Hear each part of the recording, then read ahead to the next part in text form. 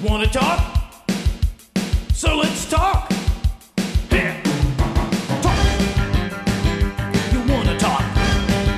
You gotta talk, you need to talk. News talk. I talk, you talk to Solomon. I talk, you talk to Solomon. Yeah, let's talk to Solomon. Talk to Solomon. Good evening, and welcome. It's that time when we asked Dr. Alan Keyes to join us here on Talk to Solomon. Alvin, how are you tonight? I'm doing fine, Stan. How are you? Fine. I'd like you to say hello to Brent Johnson. Hi, Brent. Are you there, Brent? Well, someone kidnapped Brent. Hi, Chief. Good evening, Dr. Keyes. And hopefully we'll get Brent back in just a moment. Alvin, we have so many things to talk about. I'm not going to make any small talk. I've got 80 topics, but I want to start with the illustrious mayor of New York, Mayor, I got to say something nice, Mayor Bloomberg, who is now suggesting that baby formula be hidden from women who have just given birth, so they will be, quote unquote, forced to breastfeed. I just want to ask you, does that sound like something that would come from an American, much less an American mayor? Well, sad to say, Stan, it sounds like something that would come from some folks who call themselves Americans these days, because it's been in the works for a long while. I remember writing a column for WorldNet Daily probably 12 years ago or more. I forget, but just as a matter of fact, I think it's long enough ago that it was in my book, Our Character, Our Future, which was published, it's longer than that, which was published back in the 90s. But anyway, and I wrote about the fact that the mentality that these people represented would lead to a time when they'd start regulating what we eat and so forth and so on, based on their kind of totalitarian understanding of the things like healthcare, and the fact that from their point of view, Stan, everything that we do is now subject to control by the government, supposedly on behalf of the society, because, after all, the cost of what we do is not going to be borne by us. That's, I think, one of the points of the takeover of the healthcare system, because it validates this argument. Since you'll no longer be able to argue that you're taking care of your health care. No, it's really being paid for out of the common pot, and therefore we get to control all the decisions that affect your health and start regulating what you have, what you don't have, what will be on the shelves, what won't be on the shelves. That's what makes this whole thing inevitably totalitarian. They can pretend that it's possible to have personal liberty under their ideology, but it simply isn't. And so in one respect, I think it's just kind of a logical consequence of the understanding these people purport to embrace. Chief? Yes, Dr. Keyes is always right, but the fact is, we're talking about a ruling by the Supreme Court of the United States, which could be listed like this. Every woman who's had a baby within the last year and is lactating must be forced to breastfeed, or will tax her for not breastfeeding her baby. Or let's have a breast milk depository, and you got to put your breast milk in the depository, and we'll spread it around to all of the kids that need breast milk, or you get taxed for not doing it. See, I think that's brilliant, Chief, because I've been trying to get folks to start thinking about the fact that that Supreme Court decision actually creates a universally usable instrument of totalitarian control. And you just did it wonderfully, because I think you can see that in cases like this, they will be able to use the so-called tax power to start enforcing the kind of mentality Bloomberg is trying to impose. It's where they are taking us, and it's toward a society that will realize in the most oppressive way possible the nightmare world that was envisaged by writers back in the 20th century in books like 1984. And we now have the technology, and they are overthrowing the understanding of the Constitution that would interfere with the implementation of such a society in order to move us in that direction. But you have to understand, Dr. Keyes, this is really a jobs program, because now we're going to need at least 500,000 breast milkers, which we can now program, and let's leave that before I get in trouble. One last thought, though, because the interesting thing about all this is that they don't need to do it. In point of fact, if you simply let the rationale, logic, and effect of existing technology, which is expanding what people know about what's good for their health, right? The more people learn, and you and I have both seen this, Stan, the more they start to gravitate towards solutions that reflect their real and long-term health advantages. It's information that they need. But think about it. These guys are trying to regulate the information, shut down the supplement and other kind of things that are available, and then they come along to impose government control, supposedly in the name of health that people would be able to take care of for themselves if they didn't use government power to interfere. But you know, if they leave it to women to do it themselves, they'll spill it, so they'll need to have government-trained specialists. Brent, do you have a comment, please? Yes, I do. Michael Bloomberg is a fascist, templated would-be dictator who envisions himself as a 21st century version of Adolf Hitler. He is trying to micro-manipulate and dictate to the people of New York, and as Alan so eloquently says, ultimately that would pass on to everybody else exactly what they can and cannot do. They can eat what they can breathe, what they can live, what they can wear, and what they cannot. The ultimate solution to this kind of dictatorialness is an armed revolution. But here's the real point. The real point is that the Constitution is a worthless piece of paper by itself. The Constitution is like a whip and a chair, and government is like a beast or a lion. If you put a whip and a chair in a cage with the lion, nothing at all happens. There is a missing ingredient. That is the lion tamer who wields the whip and the chair. In our system, the American people, or in the case of Bloomberg, New Yorkers, are the ones who are supposed to be the lion tamers. They are supposed to wield the whip and the chair to keep the beast tame, and they have been sorely remiss in their duties under the Constitution and the Declaration of Independence to do exactly that. And that is why the beast takes more and more liberties. And there's one more point here, and that is that the American people as a whole have become a people dependent on government. The American people want the benefits that the government gives them. They want the health care taken care of by government. They want the government insurance, the Medicare, the Medicaid. They want unemployment insurance. And they do not understand that, legally speaking, when you accept a privilege or benefit, you incur a liability.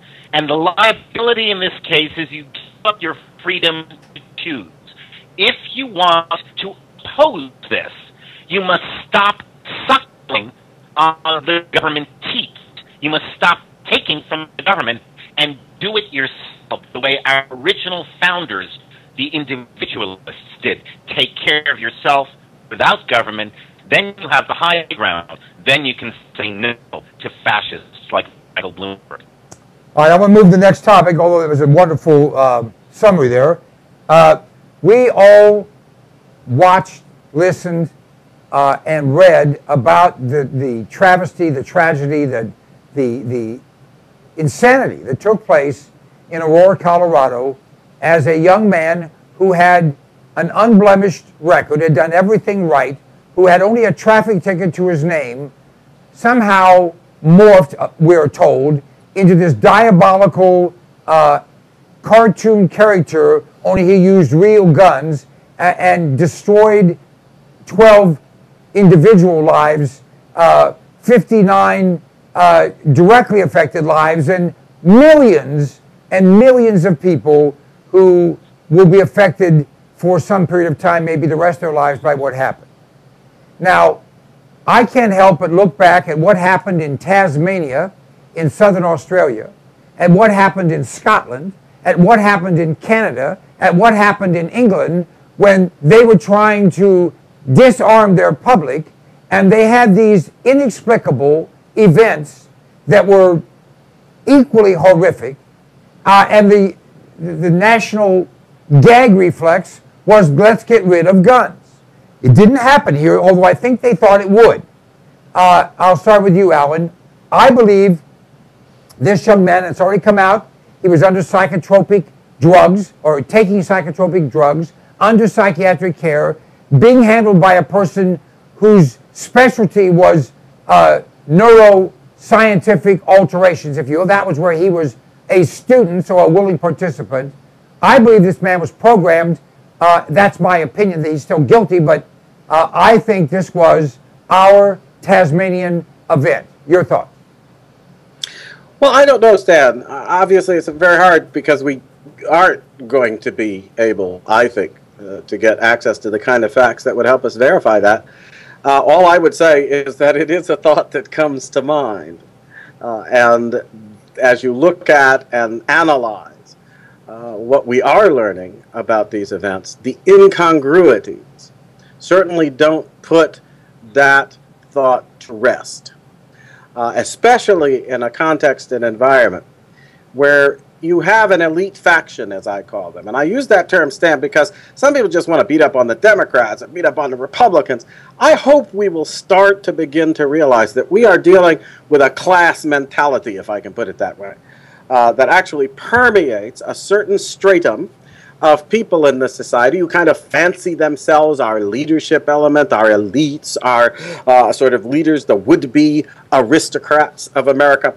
And they all share an agenda that moves us toward the elimination of private ownership of arms. So there'll be a government official monopoly on weapons, where the only exceptions to be made to that will be the exceptions the elite faction makes on their own behalf, their own cronies and themselves, right? So we'll all be disarmed and helpless. And that's where they want to take us. I think the reaction against that, or the lack of stampeding of the herd that they were hoping for by the Colorado event, is due to the fact that Americans still have a modicum of common sense. They look at that event and they say, now let's see here. That event shows that the police and the government and all these people who aren't, they can't protect us. So when they, after an event that shows they can't protect us, if they come and say, we want to take away your ability to protect yourself, we'd have to be crazy. So these incompetent people who can't in fact protect us. By the way, Stan, it's not the policeman's job to protect us. We could go into that a little bit. The policeman's job is to enforce the law.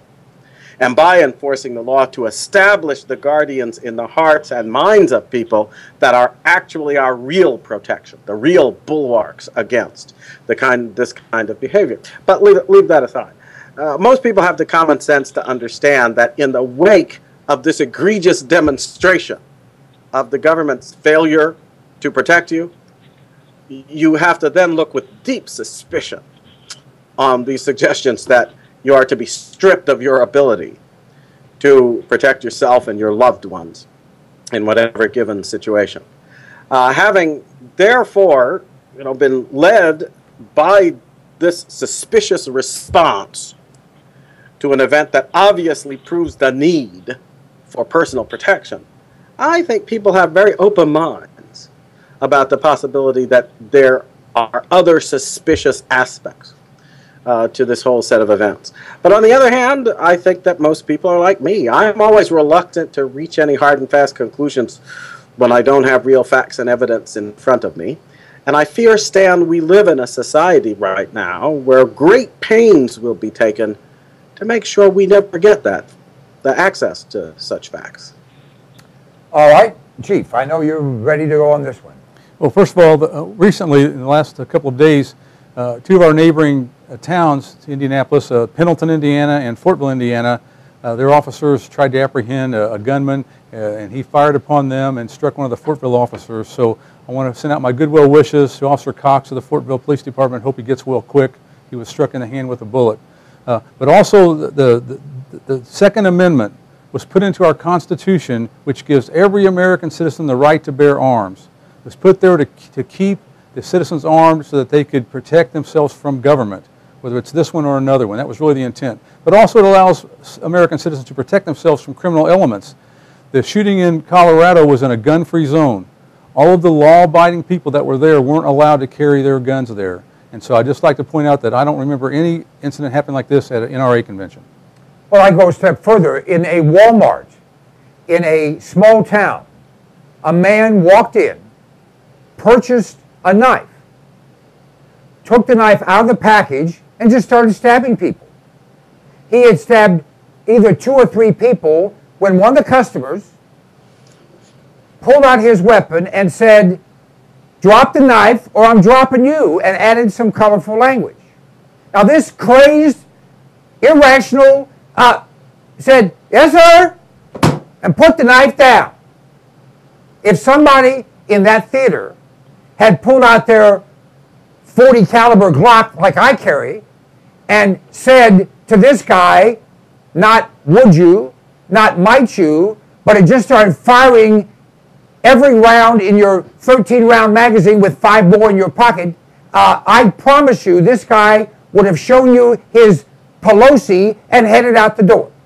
If they'd be in prison, along with... See, and in those circumstances, Stan, I think that your response is an illustration of what you might call the rule of reason. Yeah, it's called... You give them a good reason to stop what they're doing. Yeah, it's called getting beyond the baloney and into the reality that these so-called crazies aren't crazy at all. They just enjoy. Now, Brent, go ahead, sir. Yeah, I have several comments on this incident. First is that James Holmes was not just a graduate student at the University of Colorado, Denver. He was an honor student with no known history of any problems with the law or any criminal behavior, anything at all. The interesting thing was his special area of study was neuroscience. Now, that definitely raises questions as to whether or not he was some kind of experimental Manchurian candidate mind control person. And again, as Alan says, we don't know, we're not going to know for sure, but it's a legitimate question under the circumstances. Second piece of information that I just found out about today, apparently his father, who, by the way, was a decorated Air Force officer, his father is under some kind of investigation in the LIBOR scandal, the big financial scandal coming out of England now. So I don't know how that plays into this, but probably the most telling commentary that I saw came from a Navy SEAL by the name of Brandon Webb. And I published his commentary on freedomradio.us. If you go there, you'll find the story. And he asked the question, why did nobody in the theater take any action against the attack? And then he went on to give people some pointers if such a thing has happened. Now, Stan mentioned if somebody had a Glock, they could have just shot them. Well, the guy was in body armor. So that might not have done it. But the guy was dressed almost like a medieval knight. He wasn't just in body armor. He was in masks, and he had a lot of weight on him. And as Webb said in his commentary, if somebody had just stood up and run at the guy, before the guy could turn and shoot him, he would have been tackled. Why is it that in a theater full of people, not one person showed any kind of sense of standing up against him? Granted, a lot of people were afraid and all of that, but it seems like the American people, this is almost like a test to see how docile we have made our people, how unresponsive, how so completely sheeple-like that they wouldn't try and do something when this man was shooting up the theater. And as much as I agree with you, Stan, he committed a crime, whether it was mind control or not, he's guilty of doing it. But look at the reaction of the people. What are we turning our people into? That they would all sit by cowering when they really could have done something. By the way, one more comment. Brandon Webb pointed out, this Navy SEAL pointed out, that they used to have training where they would actually run at a shooter from 20 feet away, and very, very seldom would the shooter be able to get a bead on them before they hit him. All right. Well, again, we don't know how we all might react. We know how I know how I think I would react, but I just wanted this to be out here for people to think about. Now, do you have another comment, Chief? No, I'm just biting my lip because to take action against an armed shooter, an armed attacker, takes a lot of training to successfully pull that off. I just mentioned a story where 2 well-trained armed policemen didn't pull it off. They got shot. So it's very difficult. But the point I really want to get to is before this even happened, the people were not allowed to take their guns inside. And so they had no crystal ball to say tonight's the night that the shooter's going to come in. So if you take your gun there and you get discovered, you go to prison for having your gun there. Because many communities have laws set up to where even though they support the Second Amendment, supposedly, but if a business has a sign posted properly, legally, saying you cannot carry a gun there, if you do, you break state law and then you go to prison. So all the people that were there, they didn't want to take the risk, I'm sure, of risking prison on the chance that this is the night that the guy comes in and shoots everybody in the theater. But as far as people taking a response to something like this, it takes a lot of training and a lot of practice to pull it off, which is not available, even though we're supposed to have a well-regulated, trained militia. And well, that's we the people. Go ahead, Alan. No, that's a comment I wanted to make because whenever we're talking about situations like this, that's what runs across my mind. And we tend to focus on the keep and bear arms part of the wording of the Second Amendment and forget the well-regulated militia part. It says a well-regulated militia. Now, what was a militia? Well, at the time, it was the part of the population that was both of age and so forth to keep and bear arms, to be part of the town, township, village, whatever, to be part of their defense. So it meant ordinary citizens. It didn't mean people in a military unit or anything like that. And they were to be trained. They were to get together and practice so that they would have an understanding of how to deal with the situations that might arise. We have allowed our so-called leaders not only to embroil us in a discussion of whether we should be disarmed in the face of actual and real threats that they obviously can't help us with, but we've actually allowed them to get us to read the Second Amendment and forget its instruction. Because that first part of the Second Amendment is an instruction. A well-regulated militia being essential to the security of a free state. Now, if they say it's really got to be there, that's an instruction. Make sure it is. And that instruction would affect our education, wouldn't it? Wouldn't it mean that as people reach a certain point in their lives, they ought to be put through some training where they are familiarized with what's required to take care of themselves, that you don't leave this to chance, and that in point of fact you make sure that in every situation like this there would therefore be 11 of ordinary citizens who had as part of their education, just the normal course of their education, that they would have received somewhat of the training.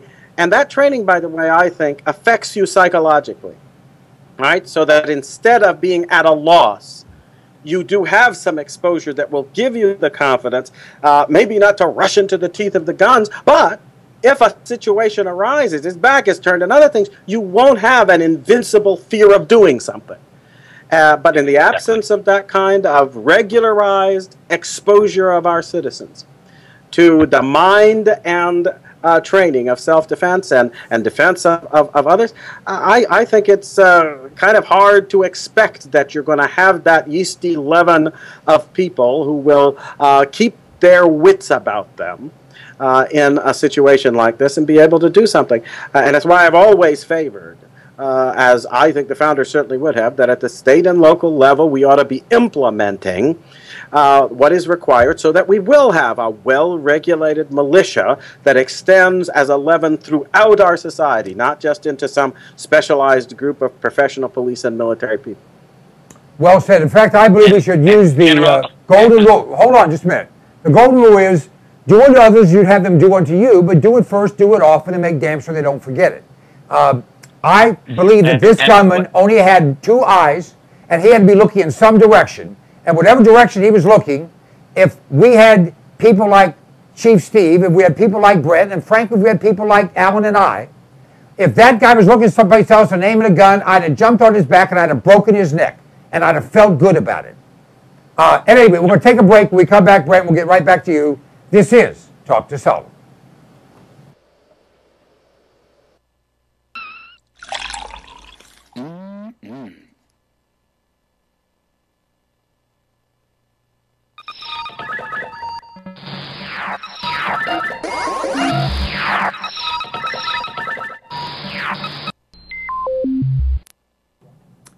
Do you have a cell phone? I do. In fact, everyone I know does.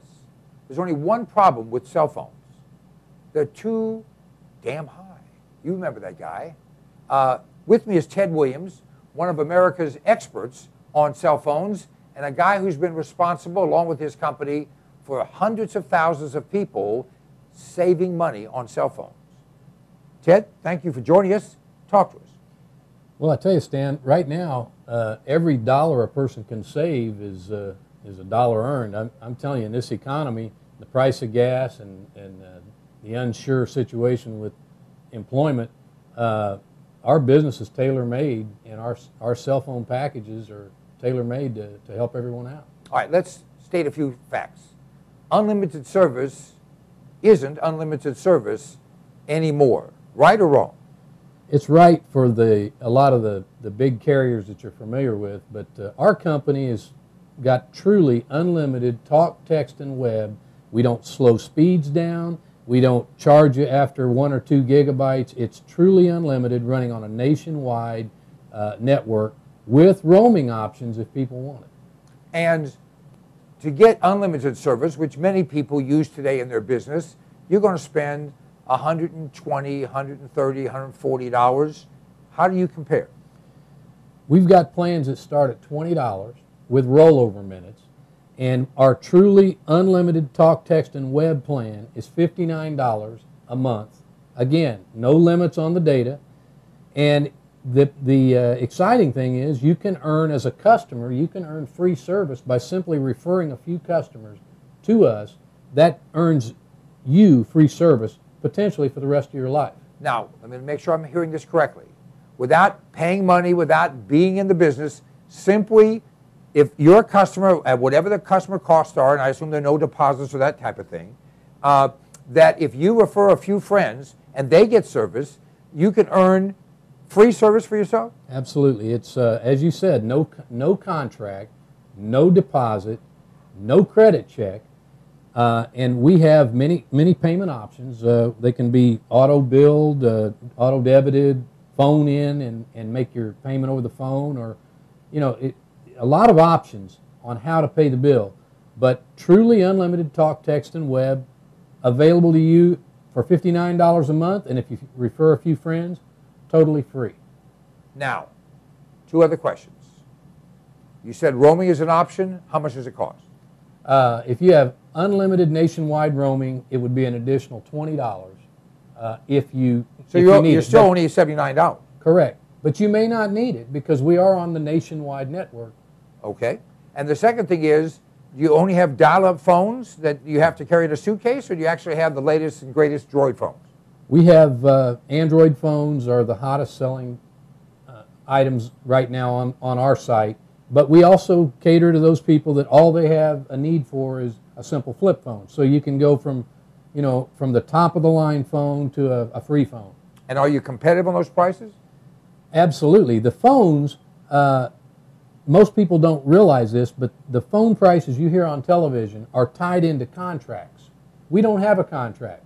So our phone, you buy it, you own it, and you pay the real price. The way you can find out how competitive it is simply ask any of those big 3 or 4 companies, what is the price of the phone if I don't have to sign a contract? And they'll tell you many of those Android phones are $400.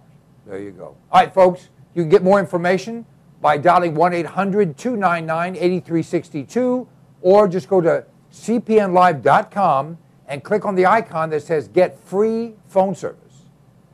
Free. Free. I can afford free. Can you? Free is good. Thanks.